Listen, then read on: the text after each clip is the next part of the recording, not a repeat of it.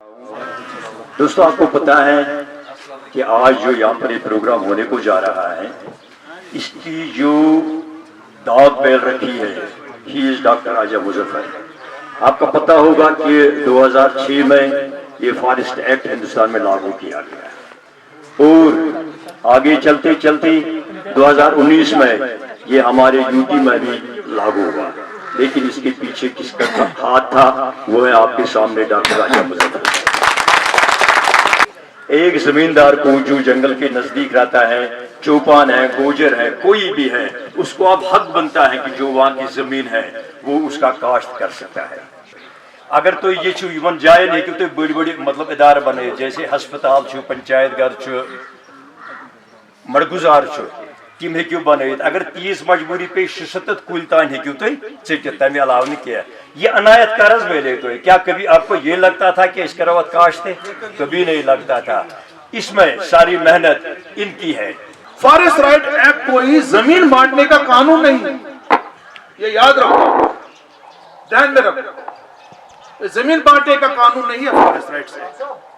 Forest rights act इसलिए आया जो ट्रेडिशनल गलतियां हुई हैं, जो हिस्टोरिकल गलतियां हुई हैं, ट्रेडिशनल हिस्टोरिकल गलतियां जो हुई हैं, जो तारीखी गलतियां हुई हैं, ये तवारीखी गलती गई सरकार, तिम गलतियों को दूर करना, उन गलतियों को दूर करना। कारण सिंह वक्त जमीन बंदोबस्त शुरू को जमीन के बंदोबस्त में किसी इलाके को बताया गया ये गो अभी अवल, किसी इलाके को बताया गया ये आबी दोम, आबी सोम, ये बंजर कदीम, ये बंजर जदीद, ये है बाकी खुशकी, या सको मदनी, या सको ही, या सको ही, या सको ही। मगर इन जंगल मजरूफ कैसे रोजान इमन तो बुक्ताई जिन्होंने टाइटल की, इनको टाइटल मिला ही नहीं। मालिक महकमे जंगलात सरकार। दैट मीन्स अगर इस गांव में जंगल के नजदीक या पसंदुडर निमोविस या मुझपसर निमोविस या त्राजखल निमोविस या योर निमो कसवार हेल में अलाक निमोविस, अगर तमन दोहन 7 घर रोजान या 50 घर रोजान 1940 तम गमुत आज 400 घर। तिमन अखा कनाल जमीन 2 कनाल जमीन आमत हिस्सस, तिम कोतस गसन वही को डिस्पेंसरी की जरूरत है। ये लोग जो है कम्युनिटी फॉरेस्ट राइट में फॉरेस्ट जमीन को ट्रांसफर करके डिस्पेंसरी बना सकते हैं छोटी मोटी, या किसी को वहां पे कोई स्कूल बनाना है, ठीक है, तो स्कूल बना सकते हैं वहां पे। ये एक्ट जो है ये प्रॉपरली इंप्लीमेंट हो जाए। जिसको हक है, गवर्नमेंट ने ये एक्ट लाया है, ये बराबर उसको मिलना चाहिए, जिसका हक है उसको मिलना चाहिए। उसके बाद जब वो क्लेम्स वेरीफाई होके एसएलडीसी में आएंगे, हम वहां पे देखेंगे जिसका जेन्युइन होगा उसकी क्लेम हम आगे फॉरवर्ड करेंगे।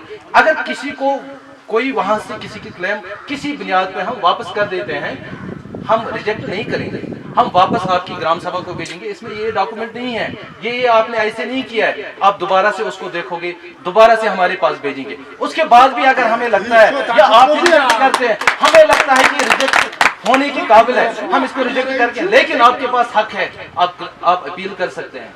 डीएलसी में जाके जो डिस्ट्रिक्ट लेवल की कमेटी है उसमें आप अपील कर सकते हैं। अपना राइट मिल सकता है, क्योंकि राइट का मतलब है हुकूक। ये हुकूक हर एक को जानना है कि ये हुकूक होते क्या है, क्योंकि हम लोग अगर इस कमेटी में बने हैं, हमें अच्छी ट्रेनिंग मिलनी चाहिए सबसे पहले। क्योंकि मैं इस कमेटी में हूँ लेकिन मुझे कोई पता नहीं है, जानकारी नहीं है। मैं आज आई हूँ पहली बार, जिस दिन मेरी कमेटी बनाई उस दिन, और आज आई क्योंकि मुझे नहीं पता ये कमेटी है क्या, मैं क्या लोगों को आगे आगाह करूँगी। सबसे पहली बात कि हमें यहाँ पे ट्रेनिंग होनी चाहिए। फॉरेस्ट राइट एक्ट जो 2006 में आया था, जो 2007 में पूरे देश में लागू हुआ, जो जम्मू कश्मीर में 2019 में लागू हुआ है, भले ही इसको पूरे देश में लागू हुए 15 साल से ज़्यादा हो गया है, हर जगह इसका अलग अलग तरीके से इसका इम्प्लीमेंटेशन हो रहा है। अभी तक पूरी तरीके से इम्प्लीमेंटेशन कहीं पे भी नहीं हो पा रहा है।